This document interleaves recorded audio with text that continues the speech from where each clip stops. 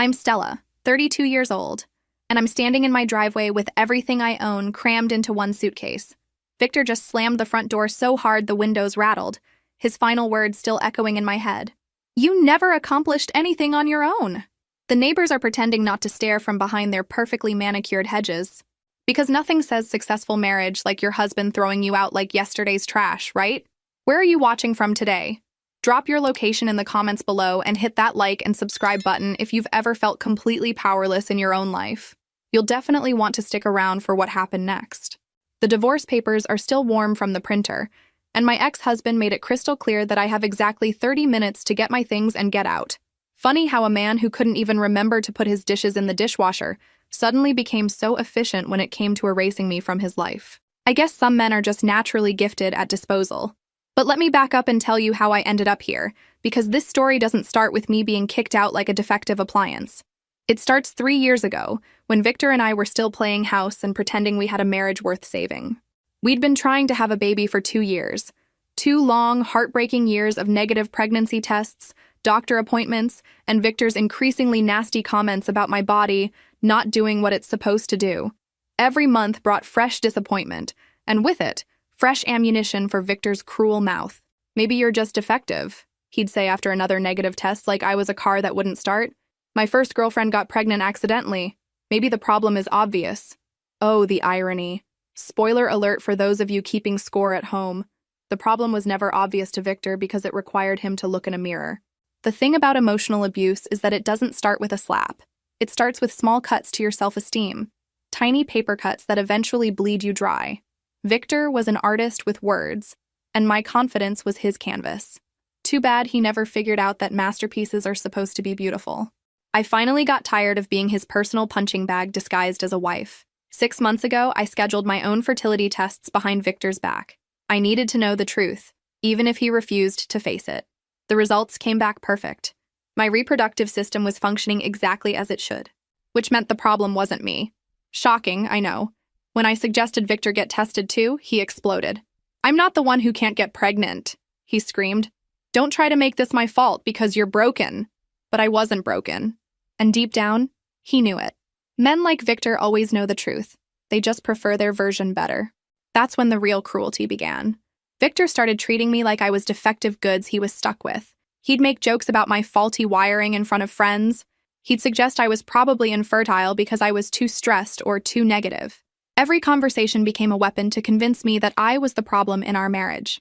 The final straw came last week when I found fertility clinic brochures hidden in his desk drawer. Not for couples counseling or joint treatment. Just for him. He was secretly having himself tested while publicly blaming me for our problems. Because apparently, hypocrisy is Victor's second language. When I confronted him about the brochures, he didn't even deny it. Instead, he looked me dead in the eye and said, I need to know if I'm wasting my time with someone who can never give me what I want. That's when I filed for divorce. Because honestly, ladies, when your husband starts talking about you like a broken vending machine, it's time to find the exit. And that brings us back to today, with me standing in this driveway, homeless and supposedly worthless. Victor thinks he's won. He thinks he's finally gotten rid of the defective wife who was holding him back from his perfect life. What he doesn't know is that he just set me free. And trust me, that's going to be the most expensive mistake of his life. The hardest part about having your life implode isn't the big dramatic moments. It's the small practical realities, like realizing you don't have anywhere to sleep tonight, or that your phone plan was in your ex-husband's name and just got canceled. Because nothing says I love you like cutting off someone's communication the same day you destroy their life. I'm sitting in my car in the parking lot of a 24-hour diner, trying to figure out my next move. My bank account has exactly $312, which might cover a motel for a few nights if I eat nothing but ramen. Victor made sure to clean out our joint account before serving me papers. Such a thoughtful man, really thinking ahead about my comfort and well-being. My mom died when I was 19, and my dad passed 5 years ago. No siblings, no close relatives who could take me in. Victor always said family just complicates things anyway. Now I'm wondering if he isolated me on purpose, or if I let it happen because I was too busy trying to be the perfect wife. Spoiler alert, there's no such thing as perfect enough for a man who's determined to find fault. The waitress keeps glancing at me through the window. I've been nursing the same cup of coffee for 2 hours, and I probably look like someone who's having a mental breakdown. Which, let's be honest, I kind of am. But at least I'm having it with style, right? That's when I remember the card. My dad gave it to me during my last visit before he died. I was 27, still optimistic about my marriage, still believing Victor when he said we were building something beautiful together, because I was young and stupid and thought love meant accepting crumbs. Dad pulled me aside after dinner and pressed a plastic card into my hand. "Keep this safe, Stella," he said, his eyes unusually serious. "Don't tell anyone about it, not even Victor.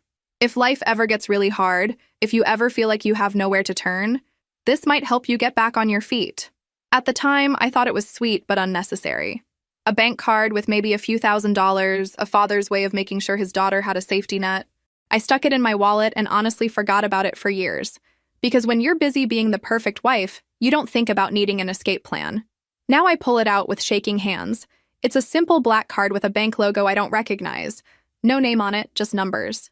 It looks old, like something from another era when banks still believed in customer privacy, and when fathers apparently had more foresight than their daughters about who they were marrying. I've got nothing left to lose and everything to gain. The nearest branch of First National Trust is only 10 minutes away.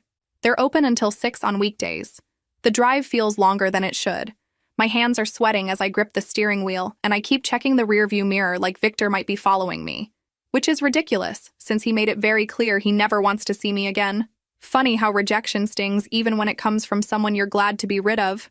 The bank is one of those old-fashioned buildings with marble columns and brass fixtures.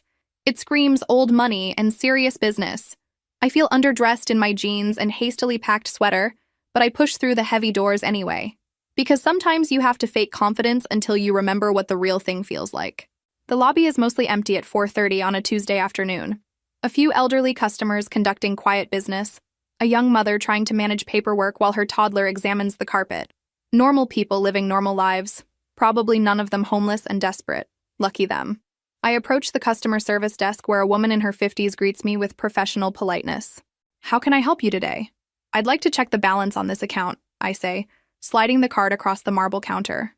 My voice sounds steadier than I feel, which is a minor miracle considering my life fell apart 6 hours ago.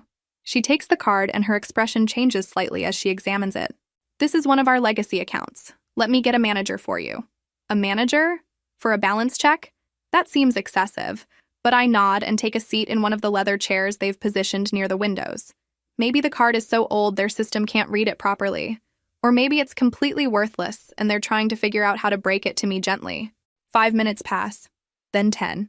I'm starting to wonder if there's a problem when a tall man in an expensive suit approaches me. His face is pale, almost like he's seen a ghost. Or maybe like he's about to deliver news that's going to change someone's life forever.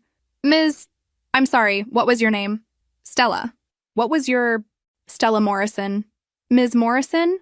I'm David Chen, the branch manager. Could you please come with me to my office? We need to discuss your account privately." The way he says privately makes my stomach flip.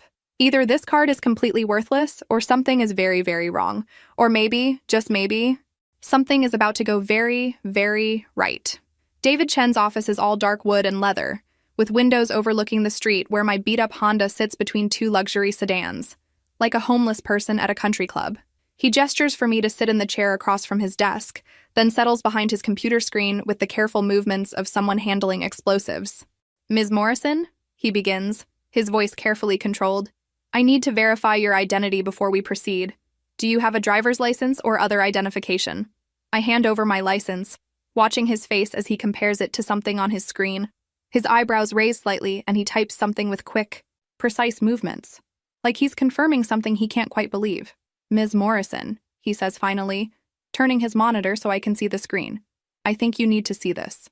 What I see doesn't make sense at first. Numbers. Lots of numbers. More numbers than I've ever seen in one place, especially attached to anything with my name on it.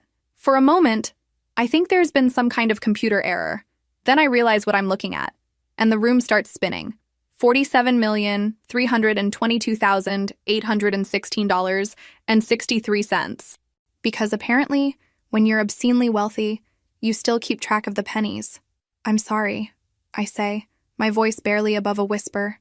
"There must be some mistake. This can't be right." David Chen clears his throat and pulls up another screen.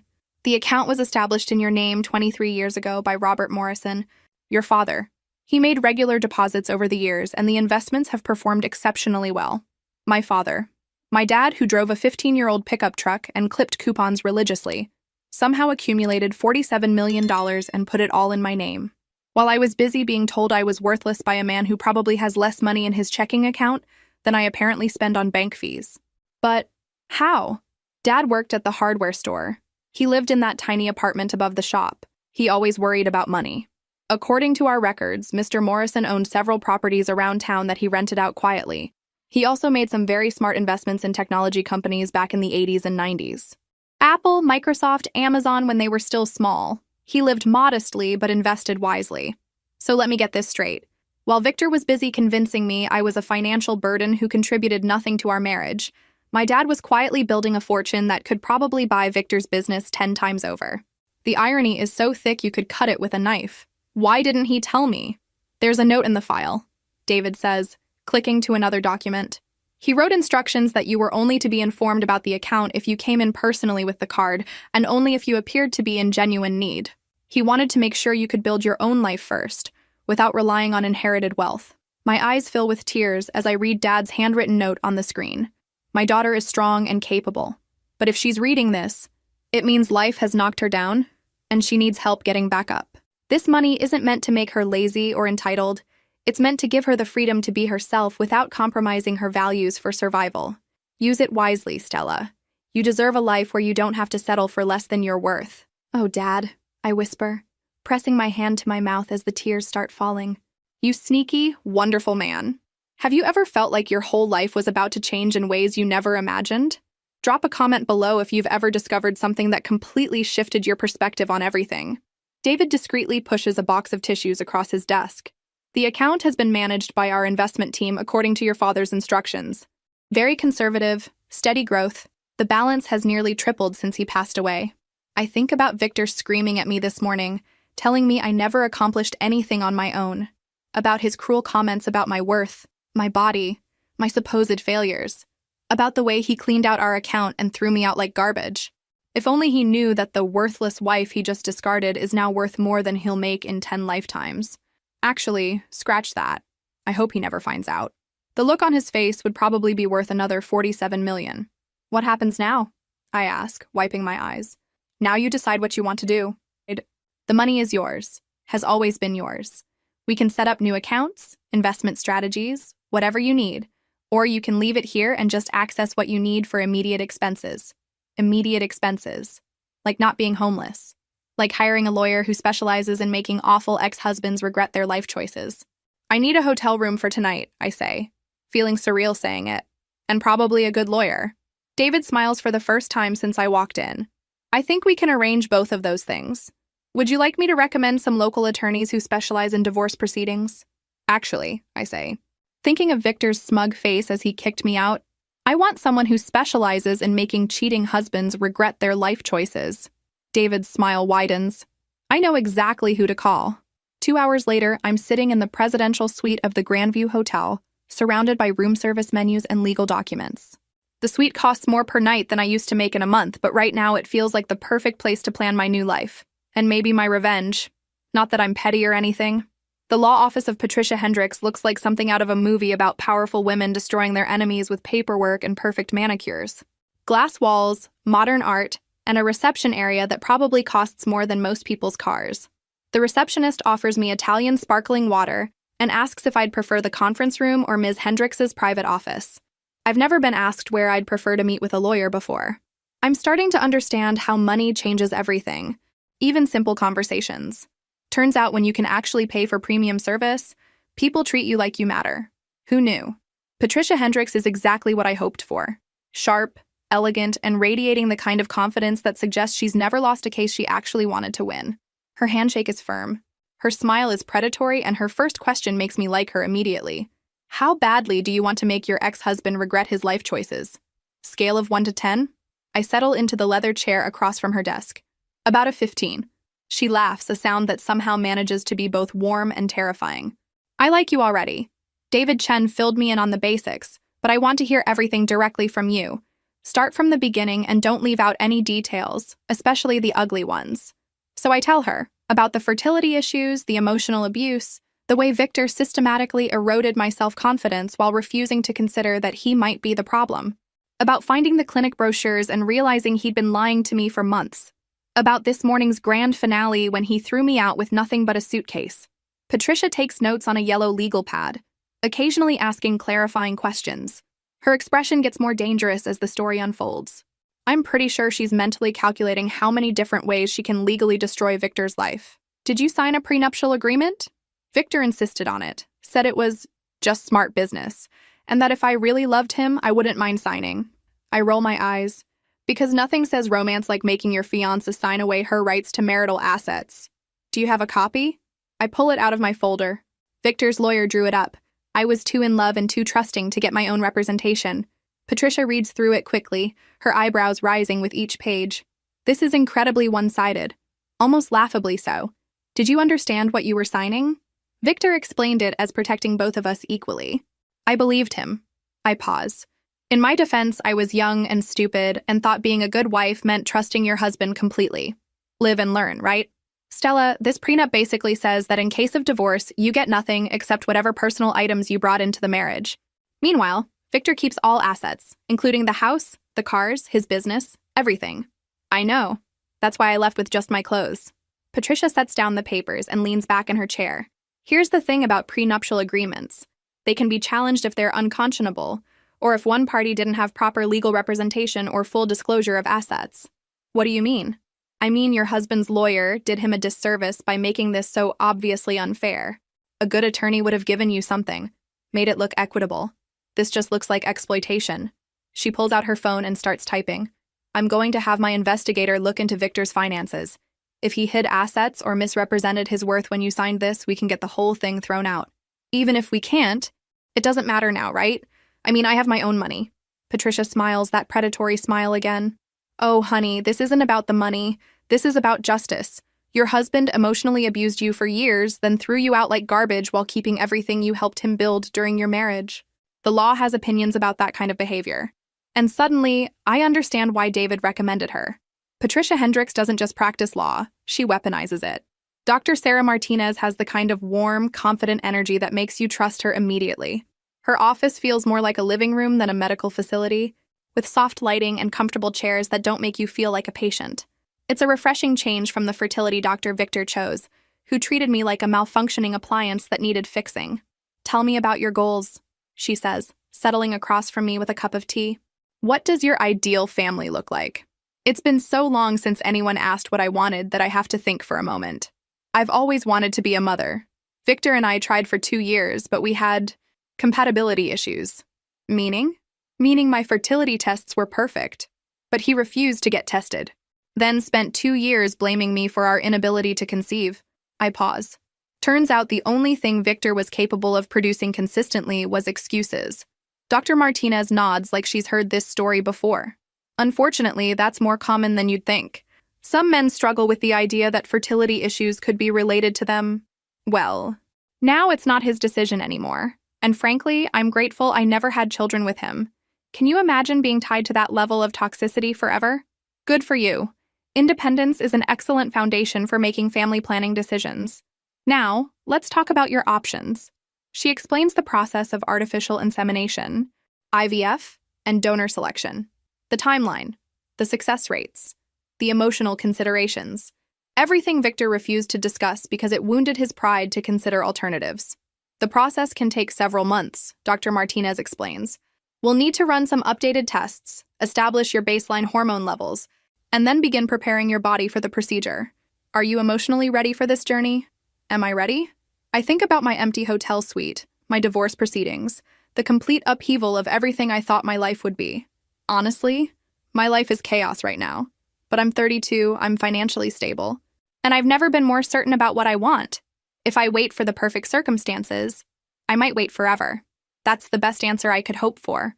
Women who know their own minds make the best mothers. She walks me through the initial steps. Blood work, psychological evaluation, genetic counseling. We schedule everything for the next 2 weeks. One more thing, she says as I'm gathering my purse. I recommend you consider joining our support group for single women pursuing fertility treatment. It can be incredibly helpful to connect with others going through similar journeys. I'll think about it. The group meets Thursday evenings. Very informal, just women supporting women through a process that can be emotionally challenging. That evening, I decide to try the hotel restaurant instead of hiding in my room with room service. I need to start rebuilding my social skills, and eating alone in public seems like a good place to start. Plus, I'm curious to see if being obviously wealthy changes how I'm treated. Spoiler alert, it absolutely does. The restaurant is elegant but not pretentious, filled with business travelers and local couples enjoying quiet dinners. I request a table by the windows and order the salmon without checking the price first. Another small act of rebellion against my old life, where Victor insisted we always choose the most economical option, because God forbid we spend money on anything that might bring me pleasure. Excuse me, are you dining alone? I look up to find a man about my age standing beside my table. He's attractive in an understated way. Dark hair, kind eyes, expensive but not flashy clothing, the kind of man who looks like he's never had to raise his voice to get what he wants. Yes, I am, I say, not sure if this is a pickup attempt or something else. I'm sorry to bother you, but I couldn't help noticing you looked a little lost in thought. I'm dining alone too, and I hate eating by myself. Would you mind if I joined you? I promise I'm not trying to be creepy. I'm actually a doctor at the medical center across the street, and I've had a long day of delivering difficult news to families. Sometimes it's nice to have a normal conversation with someone who isn't in crisis. Well, joke's on him there. I'm definitely in crisis, just not the medical kind. There's something honest about his approach that disarms me. No smooth lines, no false charm, just a tired professional looking for human connection. I'm Stella, I say, gesturing to the empty chair across from me. Mateo. Dr. Mateo Rossi. And thank you. I know it's unconventional to invite yourself to someone's table. Unconventional has been the theme of my week, I say. What kind of doctor? Cardiology. I spend my days fixing hearts, which is ironic since I'm terrible at managing my own personal life. Join the club. I just got divorced, and I'm currently living in a hotel while I figure out what comes next. That sounds like a story. It is. Not a particularly pleasant one, but definitely a story with some interesting plot twists. Talking to Mateo feels surprisingly natural, like reconnecting with an old friend rather than making conversation with a stranger. He listens without judgment as I give him the abbreviated version of my marriage's collapse. The fertility struggles, the emotional abuse, the dramatic exit. I'm sorry you went through that, he says when I finish. No one should have to endure years of being told they're inadequate, especially by someone who's supposed to love them. The worst part is how long I believed him. How I let him convince me that everything wrong with our relationship was my fault. I pause. Though I have to admit there's something deeply satisfying about proving him wrong in such a spectacular fashion. Gaslighting is insidious. It's designed to make you question your own reality. Mateo refills our wine glasses. In my experience, people who need to tear others down usually do it because they can't face their own shortcomings. Spoken like someone who's been through his own relationship drama. He laughs ruefully. Guilty. Though in my case, it was more about choosing career over relationship repeatedly, until I looked up one day and realized I was 41 and married to my work. 41 and single? In my experience, that usually means either commitment issues or impossible standards. Probably both. I've always been better at diagnosing other people's problems than fixing my own. He pauses, studying my face in the candlelight. Can I ask you something personal? After everything I just told you? Go ahead. What's next for you? I mean, beyond the divorce proceedings and hotel living. I consider how much to share. The fertility treatments, the massive inheritance, the complete reconstruction of my identity. It's a lot to dump on someone I just met. But there's something about Mateo's genuine interest that makes me want to be honest. I'm pursuing some medical treatments that I couldn't access during my marriage. My ex-husband had very strong opinions about what we should and shouldn't do regarding family planning. Fertility treatments? Among other things. I've always wanted to be a mother, and I'm tired of waiting for someone else's permission to pursue my dreams. Mateo nods approvingly. Good for you. Too many women put their lives on hold waiting for the right circumstances or the right partner. Sometimes the right time is right now, regardless of what anyone else thinks. That's exactly how I feel. I'm 32, I'm financially stable, and I finally have the freedom to make my own choices. Financially stable is good. Some of the fertility treatments can be expensive, and insurance doesn't always cover everything. If only he knew how financially stable I actually am. But that's a conversation for another time, if there is another time. What about you? I ask, redirecting the conversation.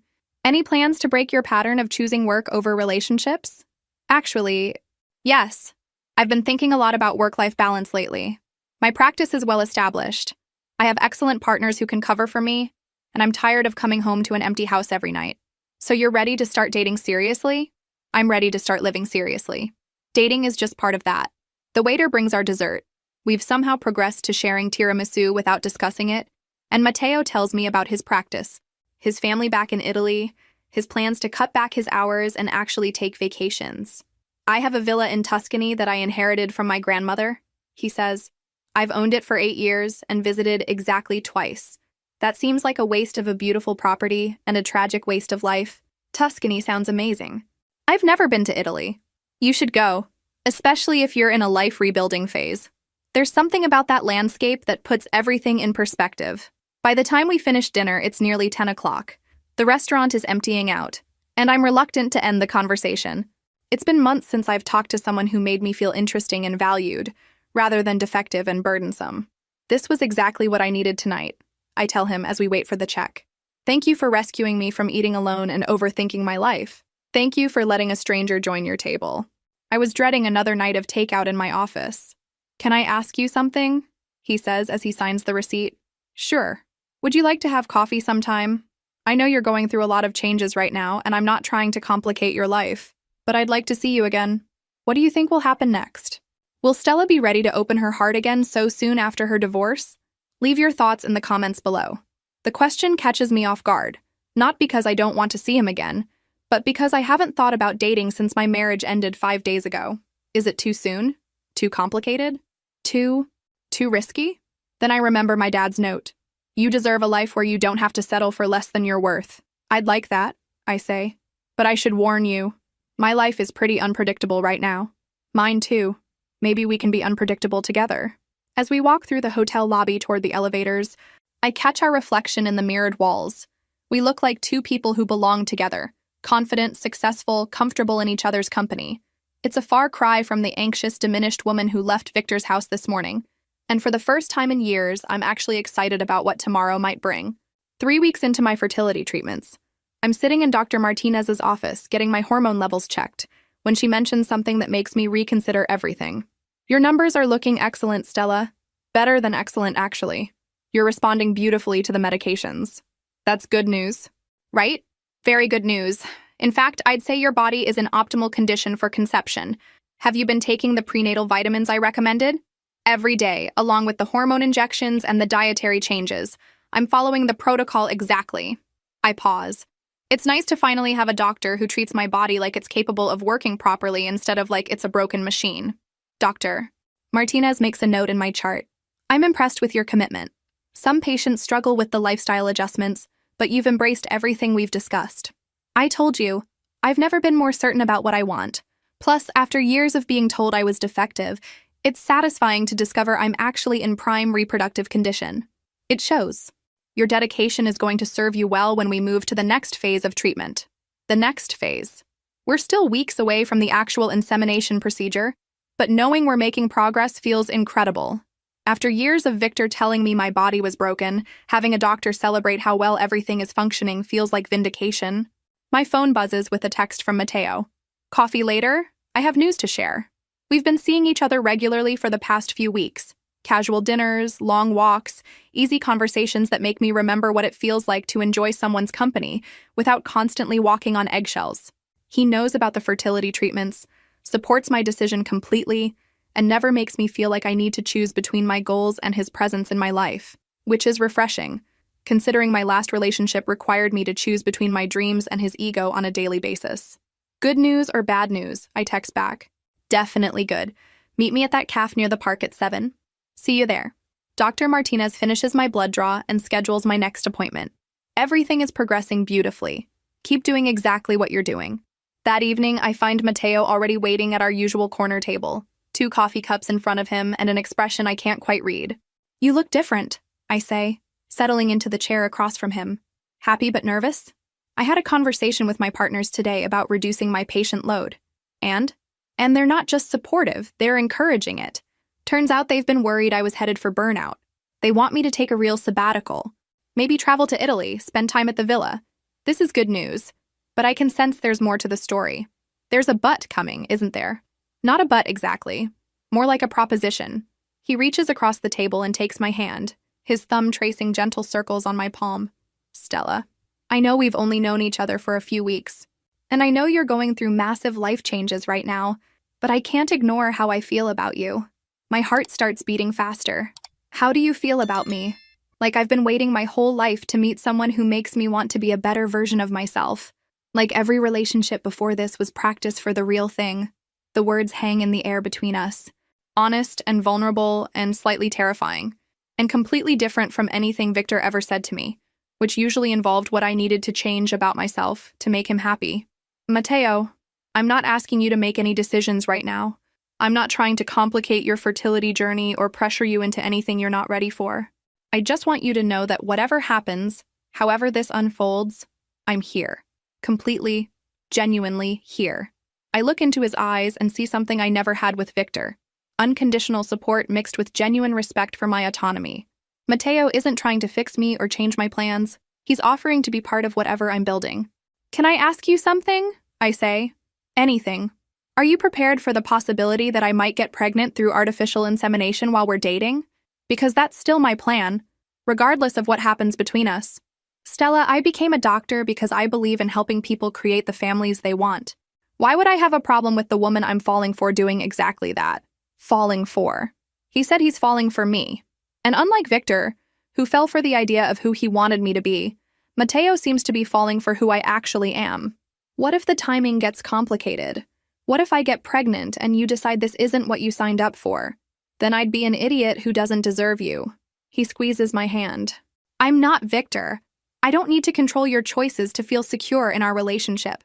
The relief that washes over me is so intense I almost start crying right there in the calf. I think I'm falling for you too. Good, he says, grinning. Because I was really hoping this wasn't a one-sided situation. We talk until the calf closes, making plans for a weekend trip to his cabin in the mountains, discussing his sabbatical timeline, sharing dreams about the future that don't require either of us to compromise our individual goals. Walking back to my hotel, I realize this is what a healthy relationship feels like. No power struggles, no emotional manipulation, no requirement to make myself smaller to accommodate someone else's insecurities.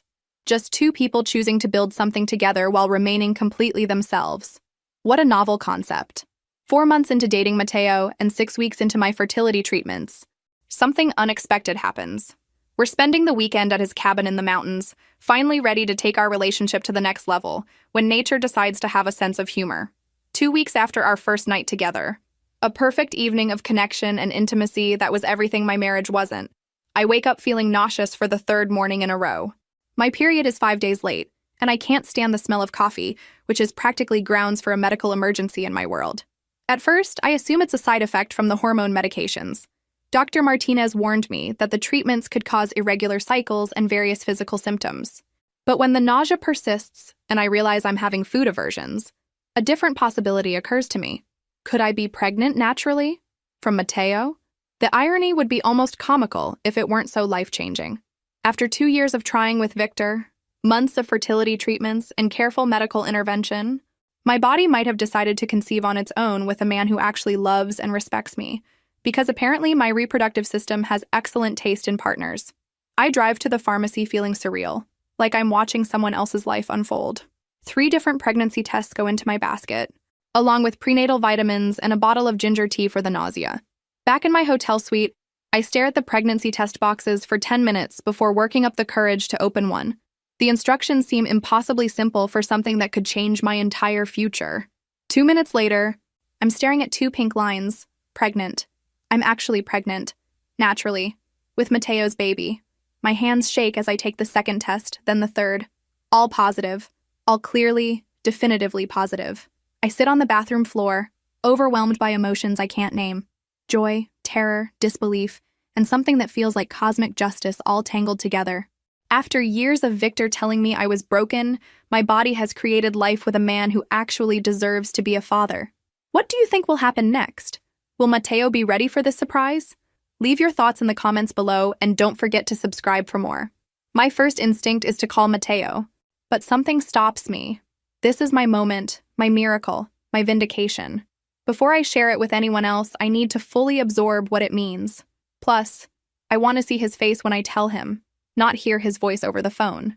I'm going to be a mother. Not through artificial insemination, not through months more of medical intervention, but naturally, spontaneously, with a man I'm falling in love with. After everything Victor put me through, this feels like the universe's way of saying, actually, there was never anything wrong with you. An hour later, I'm in Dr. Martinez's office, where she confirms what the home tests already told me. Congratulations, Stella. You're about 6 weeks pregnant, and everything looks perfect. But how? I mean, the timing. Dr. Martinez reviews my chart carefully. Sometimes when women start fertility treatments, the lifestyle changes and reduced stress can actually improve natural conception rates. Your body was getting healthier, your hormone levels were optimizing, and nature took its course. So all those treatments helped, even though I conceived naturally? Exactly. Plus, you're in a much better emotional state than when you started this journey. Stress can absolutely impact fertility. You've removed a toxic relationship, found financial security, and started a healthy new relationship. Your body is responding to that positive change. The ultimate irony, while Victor was insisting I was broken, I was actually just in the wrong environment to thrive, like trying to grow flowers in toxic soil and then wondering why they won't bloom. What happens now? I ask. Do I need to stop the fertility medications? Immediately. We'll transition you to a standard prenatal care routine. This is actually the best possible outcome. Natural conception with a healthy mother and optimal conditions for fetal development. That evening, I meet Mateo for dinner at his favorite Italian restaurant. He can tell something is different the moment I walk in.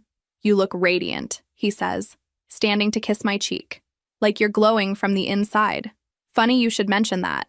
I sit down, trying to figure out how to share news that will change everything between us. I have something to tell you. His expression grows serious. Good news or bad news? That depends on your perspective. I take a deep breath. I'm pregnant. Mateo's face goes through a series of emotions. Surprise, confusion, then something that looks like wonder. Pregnant? But I thought you were still in the treatment phase. Apparently my body had other plans. Natural conception about 6 weeks along. With you. With me? His smile spreads slowly across his face like sunrise. We're going to have a baby? If you want to. I mean, I know this wasn't planned, and we haven't been together that long. He reaches across the table and takes both my hands. Stella, this is incredible. You're going to be an amazing mother, and I get to be part of this journey from the beginning. You're not freaking out? Most men would run screaming from this situation. Most men aren't in love with you. There it is again. That word that Victor used as a weapon, but Mateo uses like a gift. You're in love with me? Completely. Head over heels, can't imagine my future without you in it. In love with you. His smile is radiant. And now we're having a baby together, which makes this even more amazing. I start crying right there in the restaurant, but they're tears of relief and joy and overwhelming gratitude. After years of being told I was defective, I'm sitting here pregnant, loved, and financially secure with a man who's already talking about our future like it's the best thing that could happen to him. Are you sure about this? Because once this baby comes, there's no going back. You'd be signing up for midnight feedings and diaper changes and all the chaos that comes with raising a child. I'd be signing up for building a life with the woman I love and raising our child together. That sounds like the best possible future I could imagine. 3 months pregnant and finally starting to show. I'm having lunch with Mateo at our favorite outdoor cafe when my phone rings with a number I don't recognize. My first instinct is to let it go to voicemail, but something makes me answer. Probably a mistake. Stella, it's Victor. My entire body tenses at the sound of his voice. Mateo notices immediately, raising an eyebrow in concern and reaching across the table to touch my arm. How did you get this number? I have my ways. We need to talk. No, we really don't. My lawyer handles all communication now. Remember, that's what restraining orders are for. This isn't about the divorce. This is about other things. Things I recently found out about you. My blood runs cold. Somehow, Victor has discovered the inheritance. I motion to Mateo that it's Victor, and his expression immediately darkens. I don't know what you think you found out, but $47 million, Stella. Your father left you $47 million and you never told me. There it is. The real reason for this call. Not love, not reconciliation, not even basic human decency. Money. Because of course it is. What I inherited from my father is none of your business. We're divorced, remember? You made that very clear when you threw me out like yesterday's garbage. But we were still married when you found out about it. That makes it community property. I actually laugh out loud at the audacity. Victor, You literally cleaned out our joint account and kicked me out with one suitcase while telling me I'd never accomplish anything on my own. You don't get to claim community property after that kind of behavior. Stella, please, can we meet somewhere and talk about this reasonably? I think there's been a huge misunderstanding between us. The audacity is breathtaking. 3 months ago, this man told me I was worthless and would never amount to anything. Now he's discovered I'm worth more than he'll make in multiple lifetimes, and suddenly there's been a misunderstanding. The only misunderstanding is him thinking I'm still the same doormat who used to tolerate his abuse. The only misunderstanding is you thinking you have any claim to my life or my money. I'm not talking about money. I'm talking about us, about our marriage. Maybe we gave up too quickly? Mateo is watching this conversation with increasing alarm.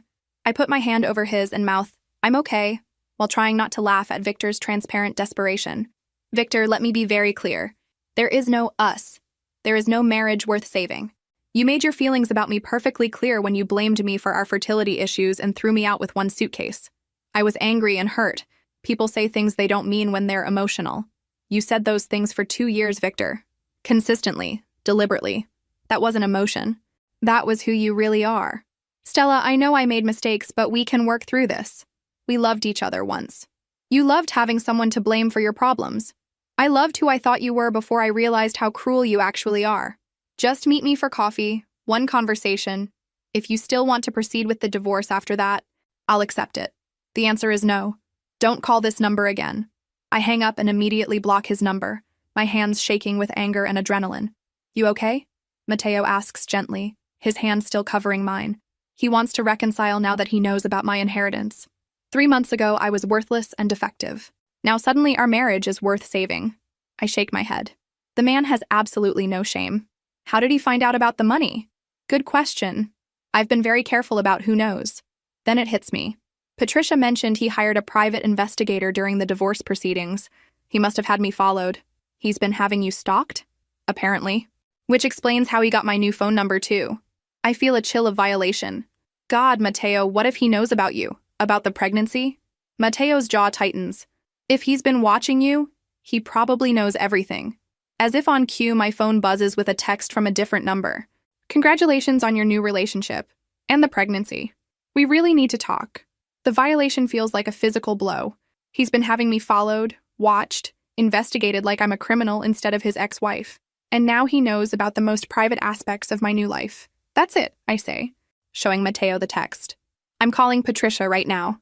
Patricia answers on the first ring, and when I explain what's happening, her voice turns ice cold. Forward me all those messages immediately. Having you stalked by a private investigator crosses several legal lines. This isn't just harassment anymore. It's criminal stalking. What can we do? I'm filing for an emergency restraining order extension and pursuing criminal charges. This behavior is escalating and we need to shut it down before it gets worse. After I hang up, Mateo pulls me close. Hey, look at me. We're not going to let Victor's desperation ruin our happiness. But what if he tries to cause problems with the pregnancy? What if he claims some kind of rights? He has no rights to anything involving us or our baby. You're divorced, you're with me, and this is our family. He could still make our lives difficult. He could try. But Stella, look around. Mateo gestures to our life, the beautiful restaurant, our obvious happiness, my growing belly. We're building something incredible here. Victor is stuck in the past, trying to reclaim something that was never actually his. We're moving forward. That evening, as we're getting ready for bed in Mateo's apartment, which has become more home to me than anywhere I've ever lived, I rest my hand on my growing belly and think about the future we're creating. In 3 months, I'll give birth to our child. I'll be married to a man who loves me unconditionally, living in a home filled with respect and joy instead of manipulation and cruelty. Victor can scheme and stalk and threaten all he wants. I've already moved on to a life he'll never be part of. At 5 months pregnant, with a round belly that makes me waddle slightly and a glow that everyone comments on, I'm in the final stages of planning my wedding to Mateo when Patricia calls with news that makes my day. The criminal stalking charges against Victor were filed this morning, she says, sounding positively gleeful. The judge was not impressed with his behavior. Emergency restraining order granted. And if he comes within 500 feet of you, Mateo, or any of your known associates, he goes to jail. What about the private investigator? Fired, apparently. Victor can't afford to pay him anymore. Turns out when you're not married to an heiress, legal fees add up quickly. I sink into the chair in what will soon be the baby's nursery, trying to process the relief. So it's really over? He can't contact us anymore? Legally, he's now a stranger to you with no rights to any aspect of your life. The divorce is final, the financial settlement is complete, and he has no claim to your inheritance, your pregnancy, or your future.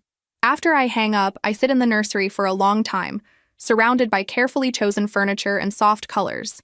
This room represents everything Victor tried to convince me I could never have: a family, security, unconditional love. Mateo finds me there an hour later, tears streaming down my face. Happy tears or sad tears? He asks, kneeling beside my chair and placing his hand on my belly, where our baby is currently practicing gymnastics. Happy tears? Relief tears? Victor legally can't contact us ever again? That's incredible news. How do you feel? Free. Completely, utterly free. I place my hand over his. And grateful. So incredibly grateful that he threw me out when he did. Best thing he ever did for both of us. That evening, we're having dinner at home, and it really is home now, full of our combined books and photos and the comfortable chaos of two people building a life together. When the doorbell rings, Mateo goes to answer it and returns with a puzzled expression. "Delivery for Mrs. Rossi-to-be," he says, holding a large floral arrangement. From Victor.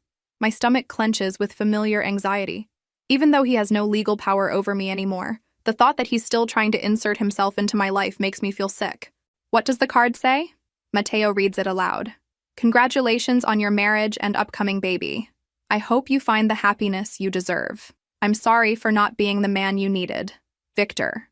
It's a gracious message, almost humble in its acknowledgement of his failures.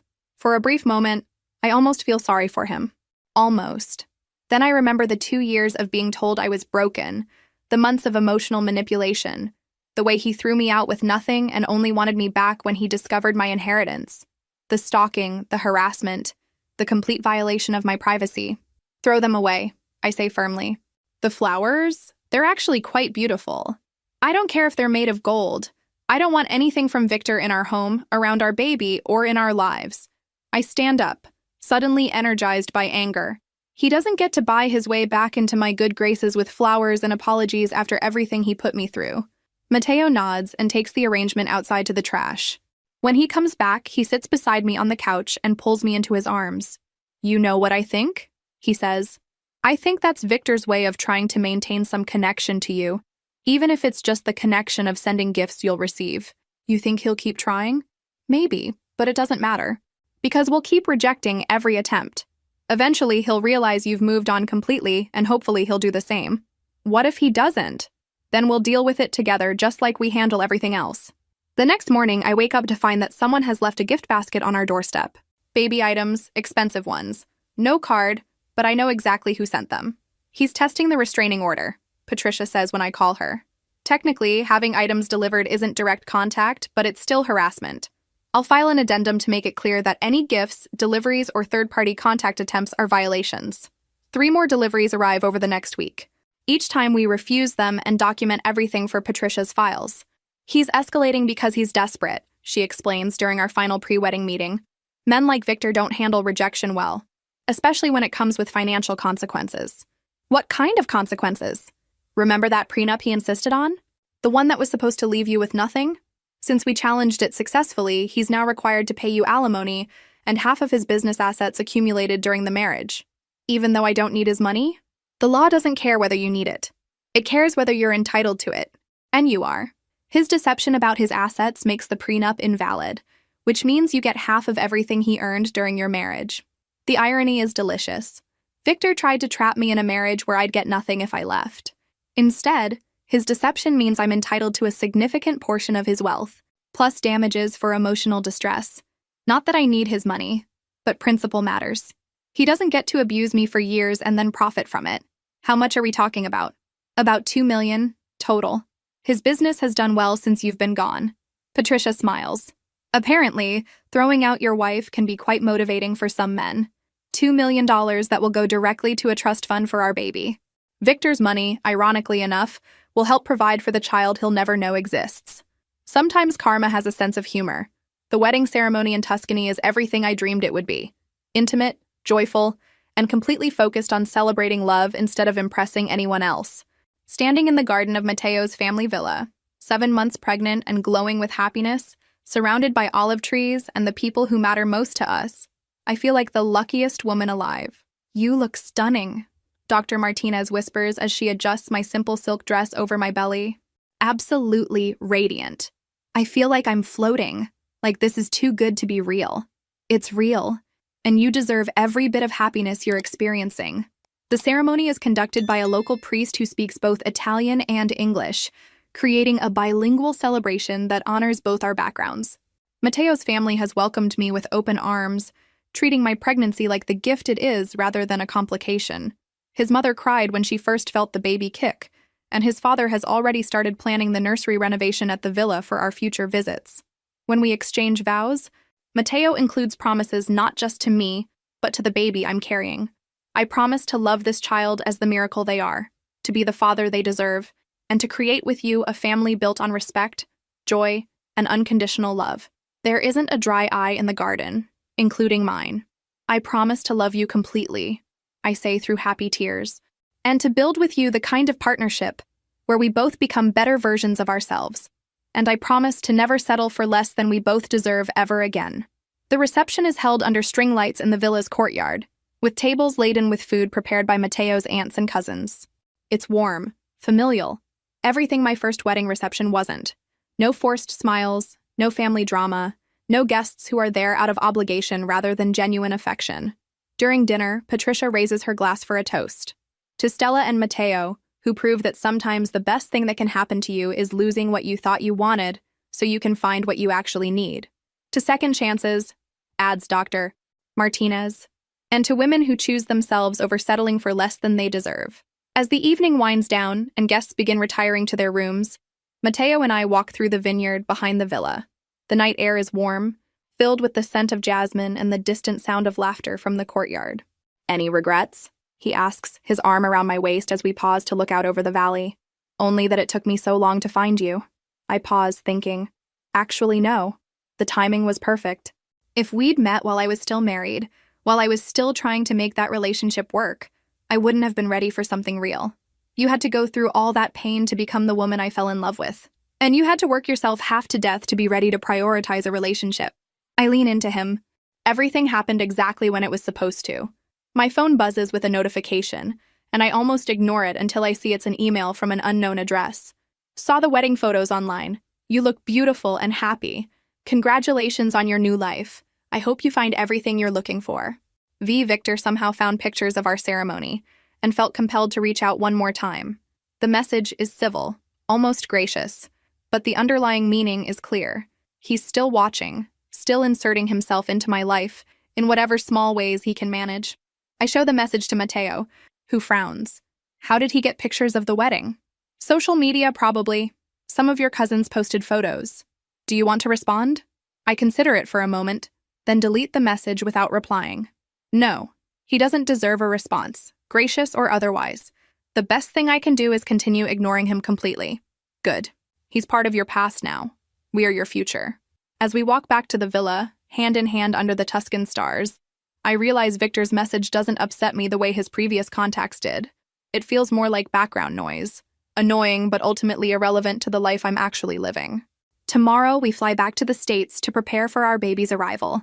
In 2 months, I'll give birth to the child I've always wanted, in a home filled with love and support, and the kind of security I never knew was possible. Victor can send all the messages he wants from whatever distance he's maintaining. He's no longer part of my story. He's just a cautionary tale about what happens when you mistake control for love. 8 months pregnant and practically glowing with the kind of happiness that comes from finally living the life you're meant to have. I'm in the nursery putting finishing touches on the room when my phone rings. It's Patricia, and she sounds almost gleeful. Stella, you need to hear this. The final financial settlement came through this morning, and it's even better than we hoped. How much better? Victor has to pay you $2.3 million in total damages and asset division. The judge was particularly harsh about his emotional abuse and stalking behavior. Plus, all legal fees are being paid by him. I sink into the rocking chair Mateo and I picked out last week, trying to process what this means. So it's really, truly over? Officially over? Completely over.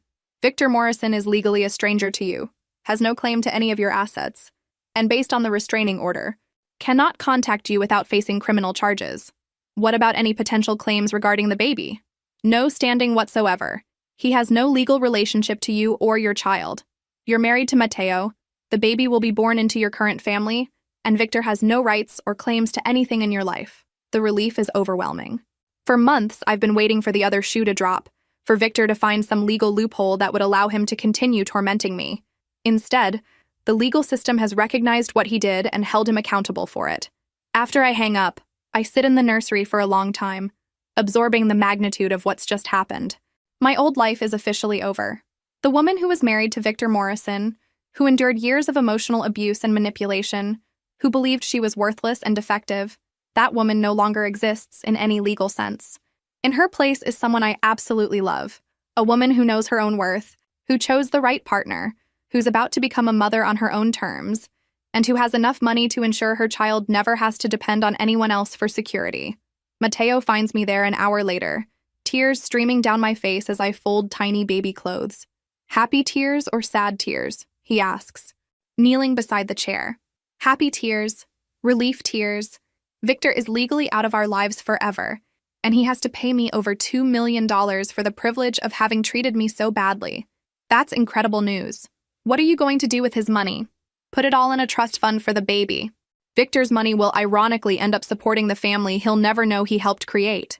I touch my belly where our baby is currently doing what feels like interpretive dance. There's something beautifully poetic about that. Justice served with a side of irony. I like it. 3 days later, I go into labor at 38 weeks. Perfectly healthy timing that has Dr. Martinez smiling as she coaches me through contractions. You're doing beautifully, Stella. Just a few more pushes.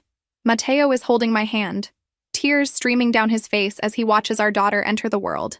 Because she is our daughter. Completely and absolutely. The man who stands by you through pregnancy, who cries when your baby takes her first breath, who promises to love and protect both of you forever, that's the real father.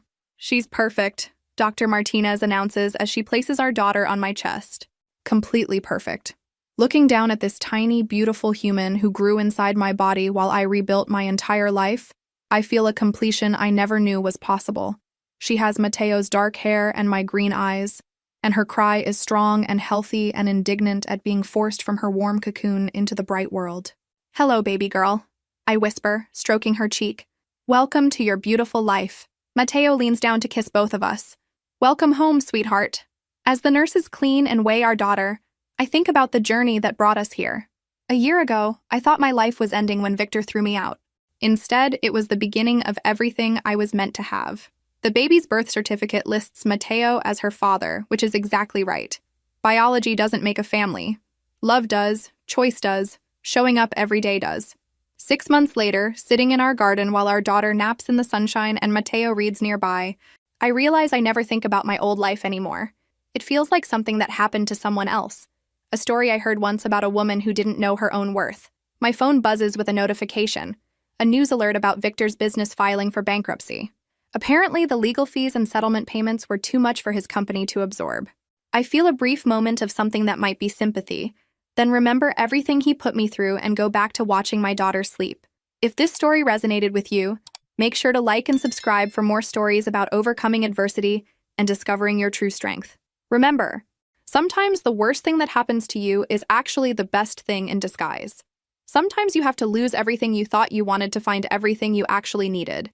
Share this story with someone who needs to hear that they're stronger than they know, worth more than they've been told, and deserving of love that builds them up instead of tearing them down. Because everyone deserves a love story that ends with them becoming exactly who they were meant to be. And sometimes, just sometimes, the woman who gets thrown out like garbage ends up living like a queen. Not because of the money, though that doesn't hurt, but because she finally learned the difference between being wanted and being valued. Victor wanted to own me. Mateo values who I am. And that, ladies and gentlemen, makes all the difference in the world.